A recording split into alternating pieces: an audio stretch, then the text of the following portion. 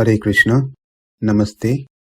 Chapter 11, entitled as Vishwarupa Dharshana Yoga. Sloka 33. Tasmāt tvam uttiṣṭha yaśo labhasva jitvā śatrūn bhuṅkṣva rājyaṁ samṛddham mayaivaite nihatāḥ pūrvam nimitta-mātraṁ bhava savya-sācin. In the 32nd sloka, Arjuna asked, "Who are you?" Meaning, why are you showing or taken this form to show to me? In response, Krishna said, "I want you to understand that I have decided to destroy these warriors. I made the resolve by my will, by my sankalpa, I will finish them." Then the question comes, why do you need me then? If you alone can finish these warriors by your sankalpa, then I don't have any role to perform. You don't need me. I am not needed. I have nothing to do here. For that question, Krishna responds in this sloka. Let's see the word by word meaning. Tasmāt. Tasmāt means therefore. Whenever the term therefore is used in any conversation, we need to connect it to the previous sentences to have a complete understanding of the conversation. For example, if I say to someone, "Therefore I have to go there," that therefore that I have used in my sentence must be supported with some other statement prior to the usage of therefore. Maybe, "It is getting late, therefore I have to go there."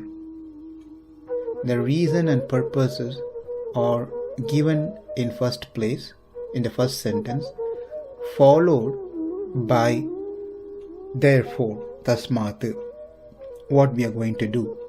Because of that reason, this is what I am going to do. Connected by the term or a word, tasmāt, therefore. Now with this understanding, let us apply in this sloka where Krishna says tasmāt, therefore. In the previous sloka, Krishna said that the Kauravas' destruction is certain to happen by my sankalpa, my resolve.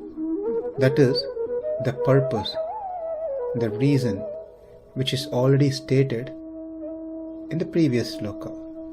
Now in this sloka, that stated purpose is connected with the term tasmāt, therefore. Keeping that a reason which I already told, now you Arjuna, fight. That is where Krishna connects the tasmāt. The second reason that has been told why Krishna is using tasmāt, therefore, is like how I have made sankalpa to kill all these Kauravas, I have also made a sankalpa that you must fight. Therefore, tasmāt, fight, Arjuna. So that is the meaning or understanding of the usage of tasmāt, therefore. Tvam, you. Uttiṣṭha, get up, arise. śatrūn jitvā, conquering the enemies. labhasva, acquire the fame. samṛddham, flourishing. rājyaṁ, kingdom. bhuṅkṣva, enjoy, pūrvam, by previous arrangement, that is, when they committed the crime to Draupadi, they have already made their arrangement for their destruction.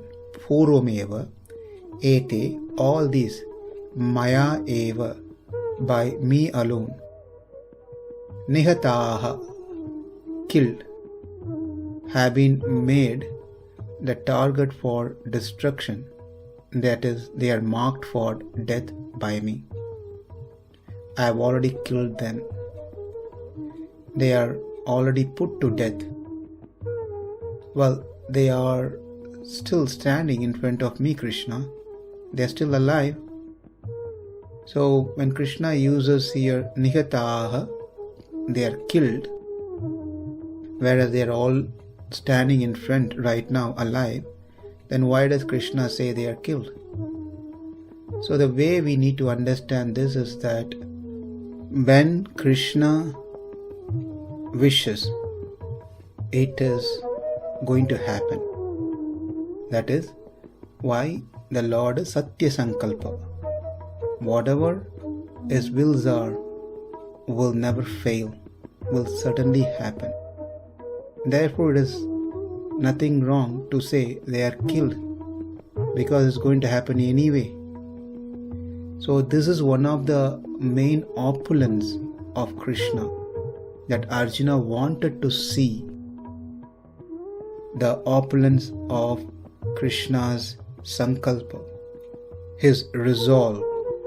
And Krishna is here showing that to Arjuna. That is what is happening here. Savya-sācin, O Savyasācī, O Arjuna, who can shoot arrows even with the left hand. He naturally uses the right hand, but he can also shoot arrows with his left hand. O Arjuna, who can shoot arrows even with the left hand, nimitta-mātraṁ bhava. You just be the instrument. So what we have seen now is just a word by word meaning. Now the translation is, therefore get up, prepare to fight and win glory. Conquer your enemies and enjoy a flourishing kingdom.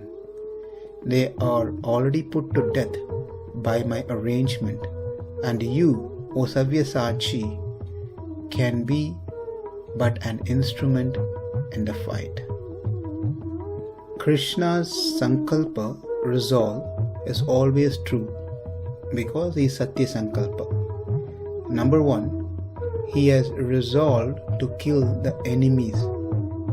That's his first sankalpa. The second sankalpa is to kill these enemies through Arjuna. Nihatāḥ, meaning killed, have been killed.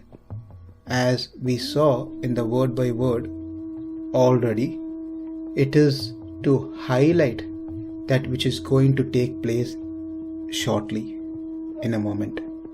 Therefore, Krishna is saying, nihatāḥ, they are killed, they are put to death.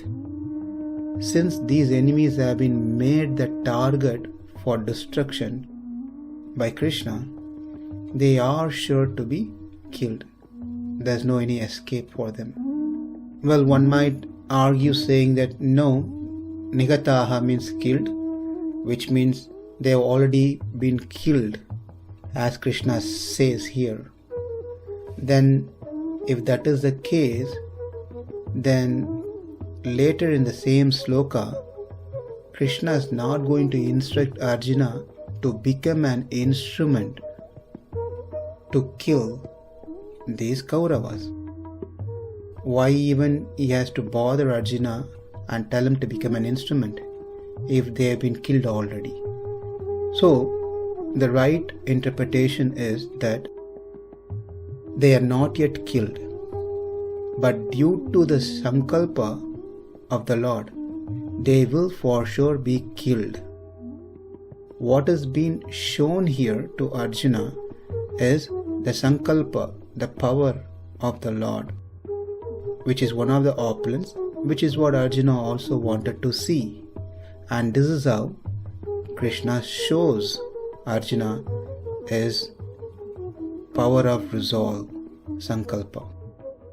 Now, one might ask this question: if Lord is Satya Sankalpa, all his will come true, then why even he needs Arjuna? Why can't he just do it by himself? Well, the answer is very simple. Krishna wanted to give service to his devotees, to engage them in his service.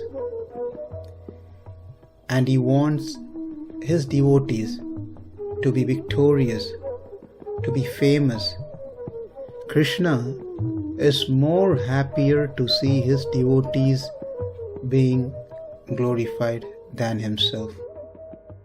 Krishna likes to see his devotee becoming successful, victorious than himself.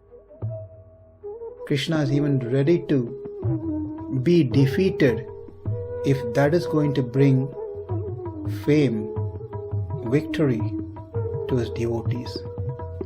That is the greatness of the Supreme Lord.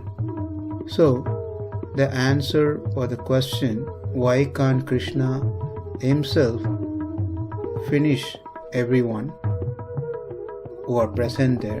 Why does he need to engage Arjuna? Answer is, Krishna wants us to do something. We just can't sit saying, everything is done by God, therefore I don't have to do anything. I am not the doer, God is the doer. Therefore He will do everything, I have nothing to do. This is not the right mentality. Then we will get into a wrong program of why we have to do anything at all, and that will lead into complacence, and one becomes lazy and slowly drift away from whatever little services that they are doing. Therefore, these sort of questions are unreasonable, whereas a reasonable question would be, how can I serve you? Please engage me in your devotional service. And this should be the mood of a devotee. Krishna likes to see us doing something for him. So we all must take up some task and engage ourselves voluntarily in service of Krishna and Krishna's devotees. Now that leads us to the next question, how one should be engaged in the service, Krishna's service, in what mode? That we will be discussing in the second part of this sloka. Namaste, Hare Krishna.